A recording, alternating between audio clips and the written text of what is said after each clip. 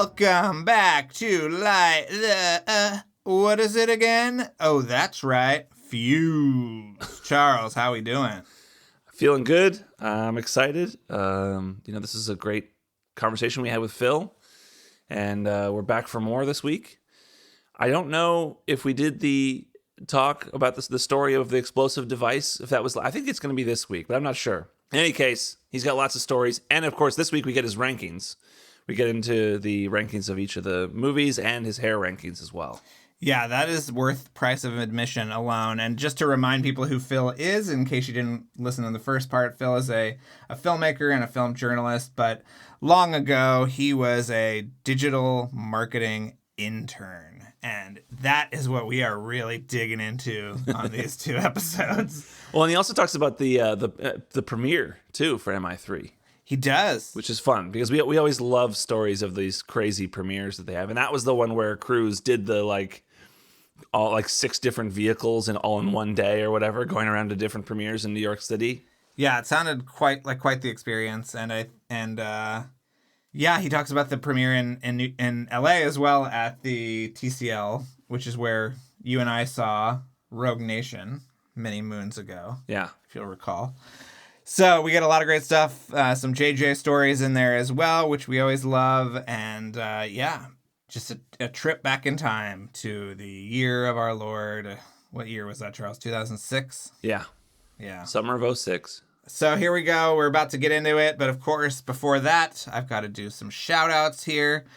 So this episode is brought to you by Jeremy Dillon and his podcast, My Favorite Album. And of course, Jeremy would like me to also remind people to listen to Imogen Clark's new single, Compensating, which I'm assuming you can get on any streaming platform. But Imogen is an artist that Jeremy Dillon works with. And has Jeremy given us Casey Musgraves' rankings? He has not. Definitely takes him down in our book. But we're going to see him. We're going to see him this week where we can pester him about that. Do you think that he has her number and we can get him to text her? Oh, what we should do is if we're eating out with him at a restaurant or something, when he goes to use the restroom, make sure he keeps his phone at the table, and then we can just get his phone and then text her. That's the plan. This is a great idea, Charles. I'm loving this. I'm absolutely loving this. We'd be like, hey, Casey, this is Jeremy. It's definitely Jeremy. What are your Mission Impossible rankings? And what do you think of Tom Cruise's hair? We'll intro it by saying, "G'day, mate," and that's how she'll know it's Jeremy because he's Australian. Foolproof, yeah. Yep. Foolproof. She'll know. All right, so this episode is also brought to you by John B. It is brought to you by Elvis Ripley, and of course, Suchet. So thank you all so much. Without you, this podcast would not be possible. And if you want to hear me read your name, which I know is a huge thrill for somebody, some sicko out there, go to patreon.com/LightTheFuse and sign up for the highest tier. How much is that? How much does that tier set you back, Charles? The big one is right now, I think it's $60 a month. Ooh, that's a pretty penny. But you get to hear me read your name, so it might be all worth it. But thank you guys for keeping the podcast going. And speaking of going, Charles, we're going to go right back to Phil, and we'll be back afterwards.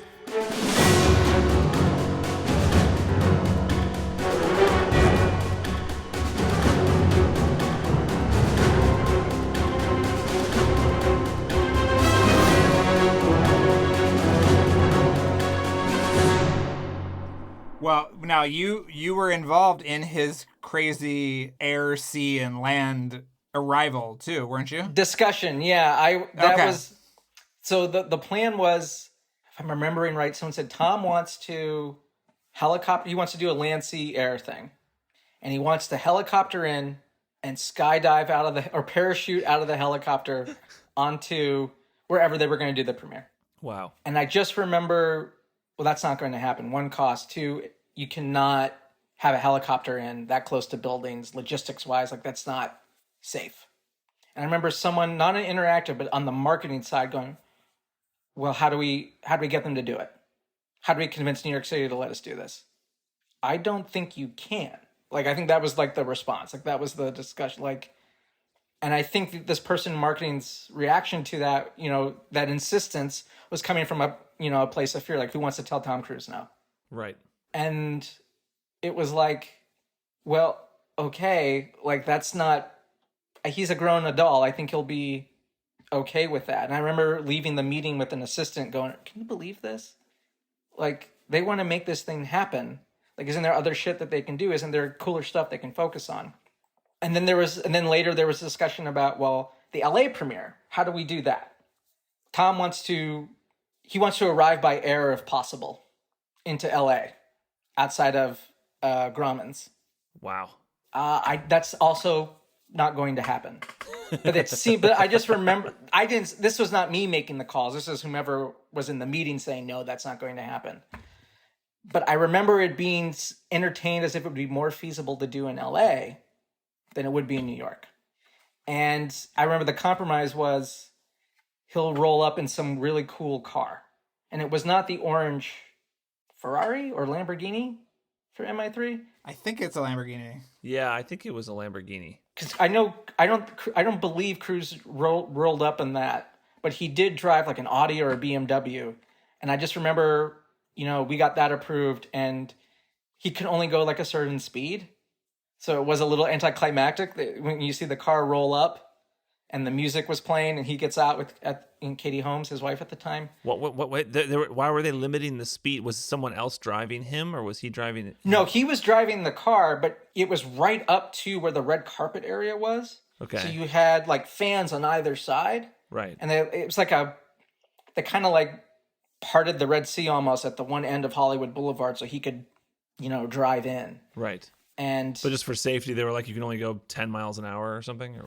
I don't think it was 10, but I just remember like, well, he can't be rolling up. We can't be ripping up here at 50, 60 miles an hour, which they assumed he wanted to do. Right. So I believe if you go on YouTube and search for like old archival footage of that, like you can see him still driving up. Right.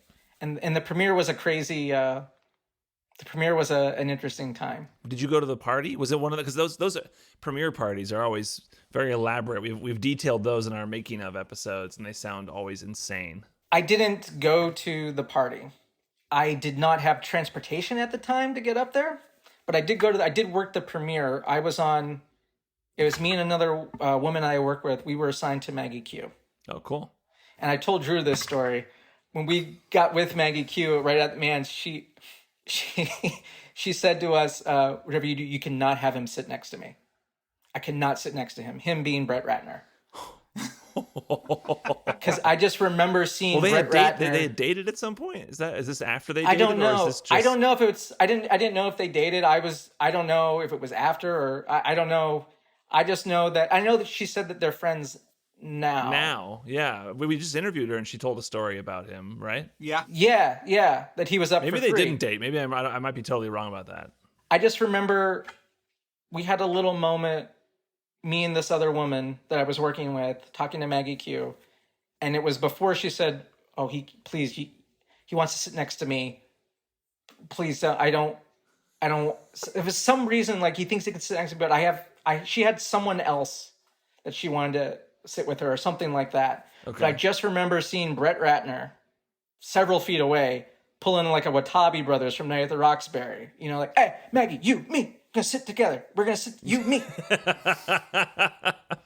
And I just remember going, that was my first like, oh, he's that guy. Right. Of course he's that behavior. Of course that's his thing. Yeah. And so we get her situated, get her in secure, and it was crazy. Like, you can only plan those things so much until you're at, the ground level and, all the variables you didn't account for happen.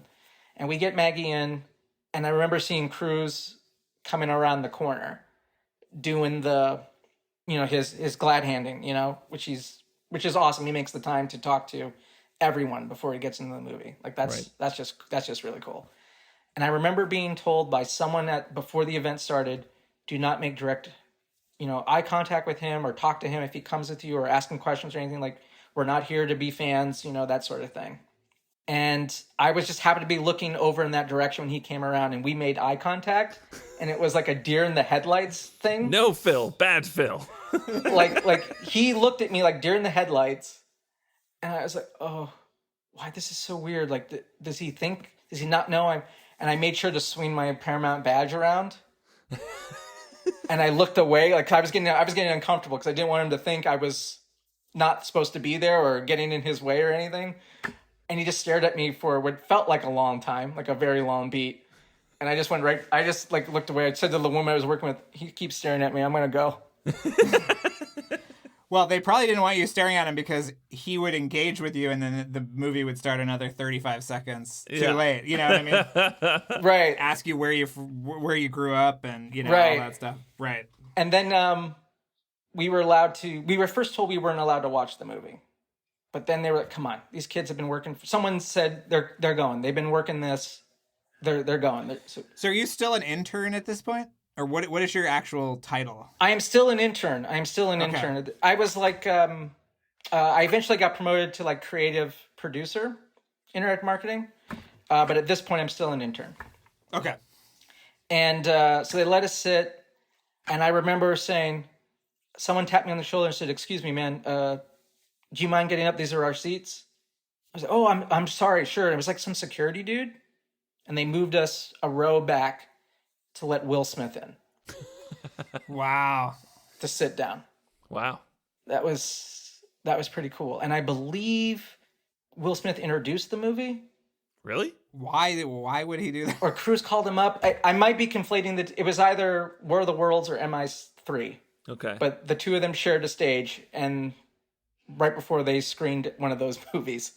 But I do remember Will Smith sitting behind me during MI3, and it was hard for me to enjoy the movie because he was sitting behind me. Not that he was doing anything weird. I was just very self-conscious, like, holy shit, Will Smith sitting behind me. You're lucky he didn't erase your memory, because he does that to so many people. Wow. So that was I'm trying to think of some other. I got to see the teaser trailer early, and one of the guys who was running point on the marketing campaign, he knew I was a big Mission fan. So he let me see it when he got the file. And I was like, holy shit, this is the biggest mission yet. Like, this is crazy. And the shot going into the car, like when he blows up inside the car, I remember there was discussion of, should we cut that or not? From the marketing. Yeah. That was the whole marketing campaign. That became the centerpiece of the marketing campaign after we showed that trailer and the bridge sequence, or some of the bridge sequence at WonderCon before the movie came out. That's when I first met JJ. Okay, and WonderCon is a convention in Anaheim at the Anaheim Convention Center that usually takes place in like April or something, somewhere around there. I think for this one we went up to, I could be remembering this wrong. I thought we went up to San Francisco for this particular interesting. Okay. convention. I just wanted to go because I wanted to go to the con and they needed help. So I was assigned to JJ's team, and we walked him into the place. And this is before he's JJ, this is before he's big, but he was really cool, super friendly, shook my hand, asked for my name, everything like that. And we're waiting in the area right outside the stage, and he's a little nervous about the trailer. This is the first time he's shown the sequence or the trailer to anyone. And he asked me, "Can you watch this real quick? Do you have a minute?" Like, sure. And on his laptop, he played me the clip from the bridge sequence. That's cool. And he was like, "What do you think?" I said, "Honestly, I think this is the best action scene since stealing the necklace in a Mission movie." And he went, like, "Really?" He's like, "Yeah, I don't think you have anything to worry about. I think this is in really good hands, and I think they're going to love it." And he was a little nervous about how the crowd would react. And I remember he showed it to Kevin Smith also, try to get his feedback, and they played the clip. They did that thing where they screened it the first time, the crowd loved it. They did it once again. Oh, that's awesome. So huge applause. And then like after that, we took him for a signing. That's when he signed my poster on our waiting for his table. And someone at his signing, some guy is bringing this elaborate box. Like, it looked like a Rimbaldi type device. This elaborate box. And I just remember security doing a lot of this, tapping earpieces, keeping an eye on this guy. And he looked skittish, like that twitchy nerd, that twitchy person who just gives off a maybe we should stay away from this guy vibe. And I remember security kind of like stopped him or whatever, said, oh no, it's just my script. And he walked up to JJ and said, I know you're a big fan of mystery boxes and magic tricks. So I wanted to present this to you. And his script was in it. And JJ was so kind and polite. Oh, thank you. This is a really cool box. Like, how long did it take you to make? Stuff like that.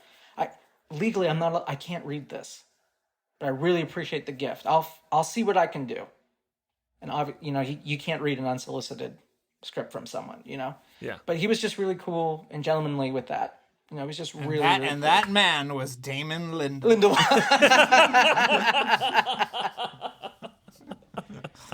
The beginning of a beautiful thing. So before that table signing, he signed my poster for me, and we were killing time. And I was nervous. I didn't know how to really talk to him. It was just, there was no entourage. It was just me, the other woman I work with, and him, and maybe his assistant. And my colleague knew that I taught Alias, I taught Alias to college freshmen, that I was going to film school, be a writer, all that. And she said to JJ, Phil's a writer too.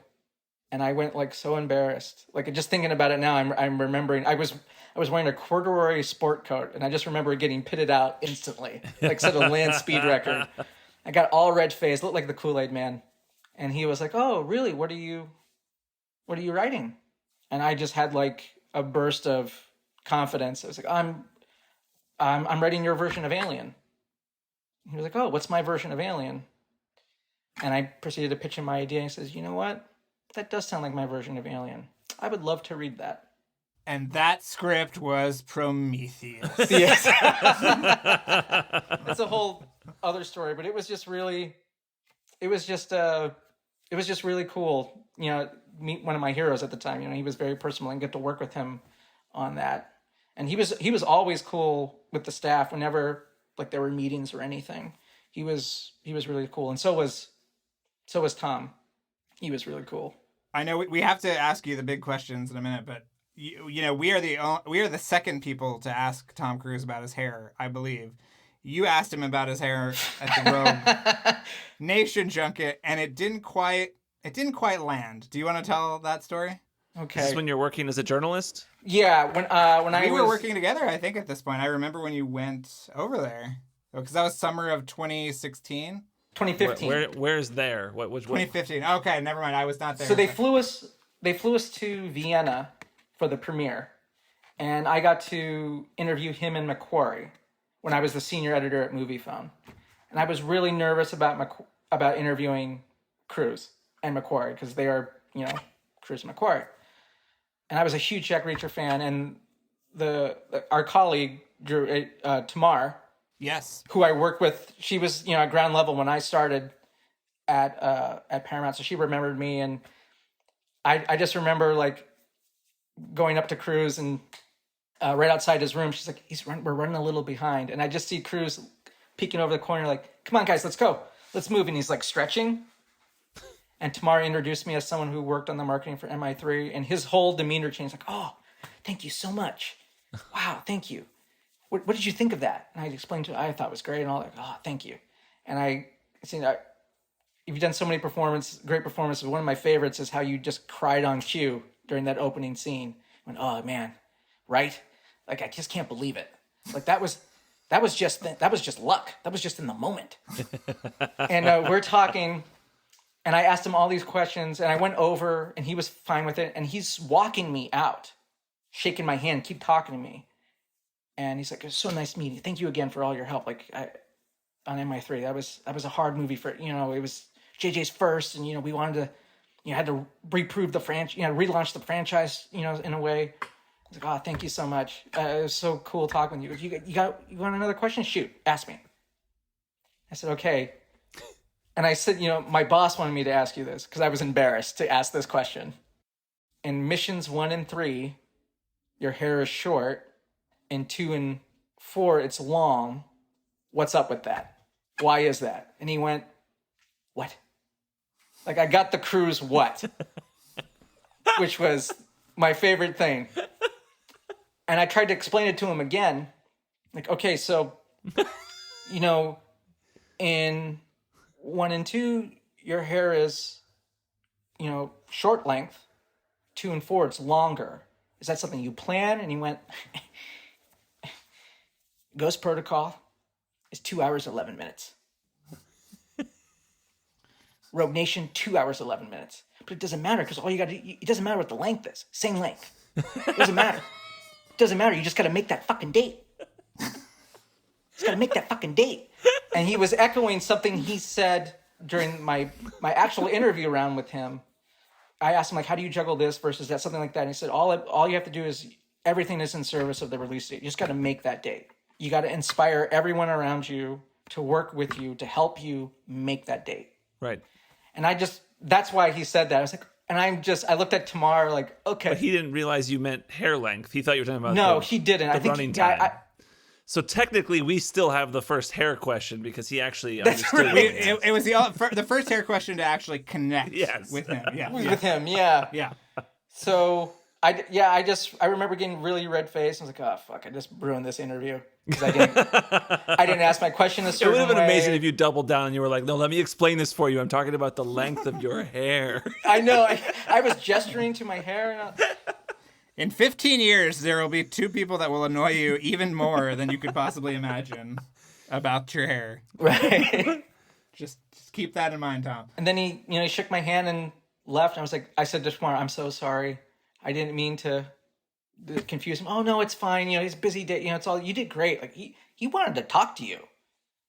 This has been a full day, and he actually seemed to have a good time talking to you. So pretty cool. But I was one of the few who did not ask for a picture.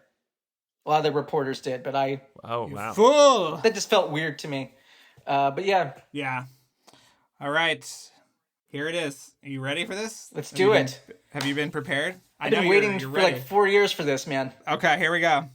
So let's hear your rankings of the films first. And either, preference if you want to go worst to best, or we always say least favorite to most favorite. Least favorite is 2.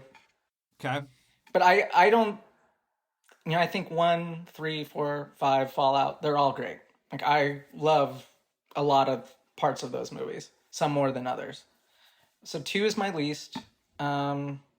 As much as I love 3 a lot. Like, I will watch the shit out of that all the time. I would say 2, 3, 1, 5, 4, Fallout. 5, 4, Fallout. Wow. Okay. So Fallout is your best. Yeah, and Drew gave me shit too, because when I was jet lagged as shit when they flew us to Paris to see Fallout. And I was like, I loved it, but I don't think it's as good as Rogue Nation. He's like, what are you talking about? And then when I saw it again, I was like, yeah, I don't know what I was thinking. Fallout. Yeah. Rogue Nation is great. Like, that was my favorite at the time. But now you have Ghost Protocol as your second favorite. Yeah, I know. Okay. I know. I revisited it a lot during the pandemic. Watched it twice. Oh, yeah. It's just such a joy. Yeah, it's just the structure of that movie is like safe tumblers. Like, it just clicks. And I just love the constant, push-pull.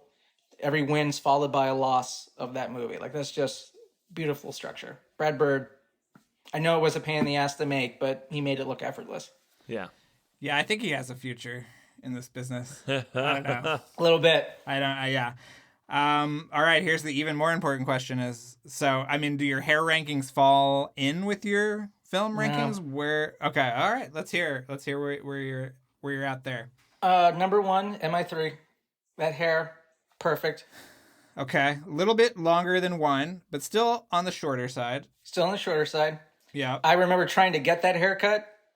I went to the stylist on the Paramount lot and said, give me this haircut. She said, I'm calling security. She said, I can't do it because your hair is not as thick as his. Wow. And we got to talking. But you know what I can do? Go see my friend in the costume department. You're a big Tom Cruise fan. You're a big Mission fan. Go see my friend in the costume department. Leave here and go right to there if you have the time. And I did. And she was just putting away his jacket from MI3, the suede jacket. And she let me try it on. And after that, and she put it away, there was the jacket from War of the Worlds that he wore. Oh, nice. She said, you want to put that on too? And I slipped it on, and it fit. It was a little snug. It fit. She goes, wow, you're basically his height. You're about his size. I wish I could let you walk off with this jacket, but this is the only one we have left, and this has to go into the archive. Wow. It's like, oh, it's like, no, this is cool. I didn't even imagine. I didn't even think this would be possible. So that was cool. That jacket from War of the Worlds is a good one. It's bad. Yeah, it's a great leather jacket. It's really cool. That's the nerd I am. I like getting the clothes from some of my favorite movies. Of course. My second favorite hairstyle was one. I also tried to get that haircut as a kid. Got pretty close. I mean, that's just a buzz cut. All you gotta have is your Norelco set to about a 4. It's more than There's a buzz. more to it than just a buzz cut. Come on. Well, Drew. I'm just saying, it feels like the one that could be replicated, perhaps. The easiest? Yeah. I mean, I just learned that you cannot copy the Cruz's hair. Only Cruz can have those do's. Yeah. No, I mean that's what we're learning here is, even his hair outperforms the hair of a normal human being. You know what I mean? Like that's just the level. Exactly. Yeah. Yeah. Top Gun Maverick, I'm just, as beautiful as that movie is, I'm distracted by the physics of his hair. It's a great cut. Then I don't know. I think 4's good hair. Yeah. 4 is good hair. There's some weird bang issues. I felt like when we watched it in IMAX, I was a little distracted by. Some kind of Really? some chunky bangs are in a couple of scenes. I feel but, that way about Fallout's haircut sometimes. You think it's a little too? It's a little like front heavy sometimes. Yes. Yeah, and it's not long, it's not short. And I don't feel that problem with Ghost Protocol. And even though I love the cut from the first movie, and I feel like I've spent a lifetime trying to create that haircut of myself. Whenever I cut my hair short, my hair is very long right now. But I'm getting my haircut tomorrow, and I will be trying to replicate the haircut from one. One I think looks amazing, but there's some shots every once in a while where you're like, wow, that hair does not look so great because it's like a little too long up top, Yeah, a little spiky. Yeah, that's what's fun about it, though. So Charles is going to go from Owen Wilson, which is his current style right now, to Ethan Hunt. To Ethan Hunt, yeah. 96, Ethan Hunt. Yeah. And I would rank all the others like they're up. Like Fallout's a good one. I just put them all together. 2 is a little too long for me. Okay, I was going to ask about 2. Yeah. But it's beautiful in slow motion. It is. The 4 is like the platonic ideal of what 2 I feel like was going for. Yeah. It's a little bit more shaped. It sort of has a little bit more movement, but yeah. I don't know. The movement's pretty good in 2, man. That hair is great. all over the place, and it is beautiful. I'm just saying, there's kind of a there's a personality to 4 when he's up on that building. It's just great. We could sit here and talk about his hair all day. I know, that's a special episode. But Phil, do you have any? You have anything to pitch? You've got your Star Trek podcast, which we should pitch, and what else? What else is on your docket right now? Transporter Room 3. Okay. That's a podcast IGN Scott Clore and I have been doing for a better part of a little over a decade. We review Star Trek episodes and movies, do our commentaries. We have actors and directors on talking about key events in Star Trek that they've worked on. It's a pretty cool podcast. We recently launched a Patreon inspired by Light the Fuse here. So if you have time, check us out. TransporterRoom3.com. Awesome. Cool. All right. Well, I think that's it. Thank you so much, Phil, for accepting this mission. Oh, thank you for having me, guys. Come back anytime.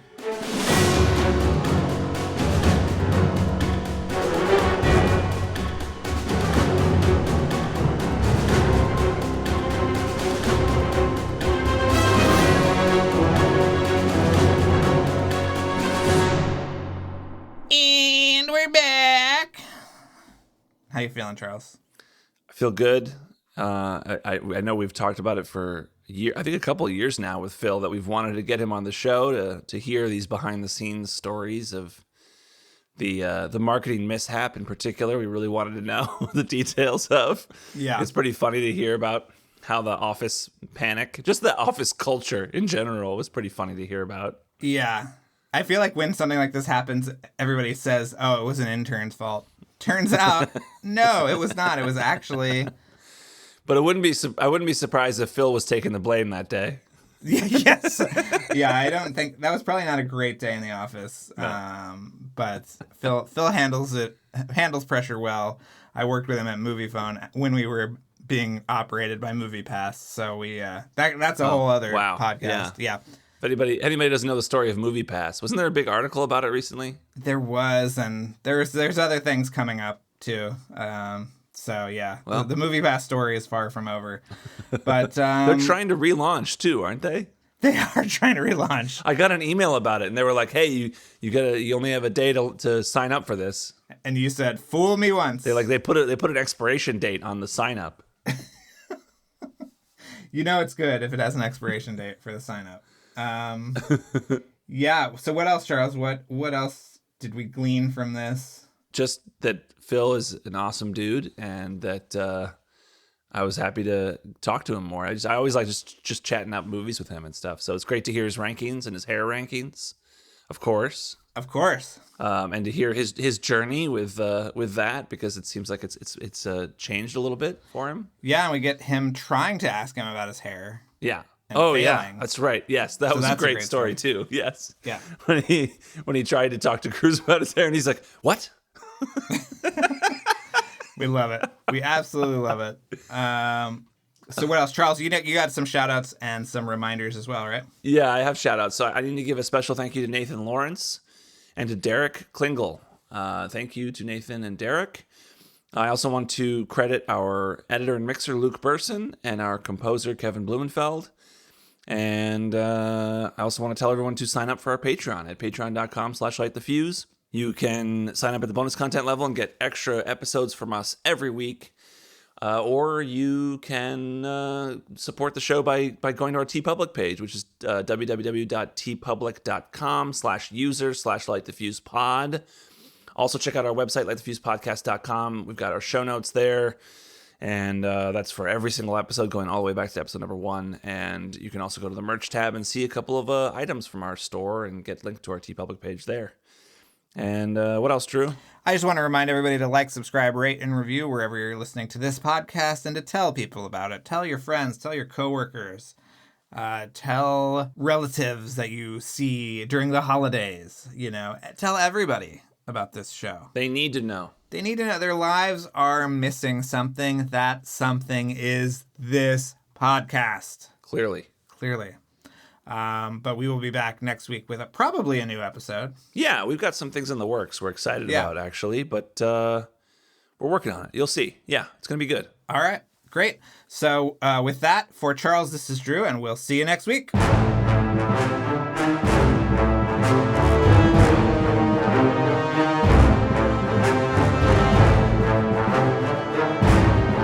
Thanks again for listening, everyone. Before we go, another mission, should you choose to accept it, please rate, review, and subscribe wherever you listen to podcasts. And remember that you can follow us on Twitter and Instagram at LightTheFusePod, and email us questions or comments at lightthefusepodcast@gmail.com. This message will self-destruct in 5 seconds.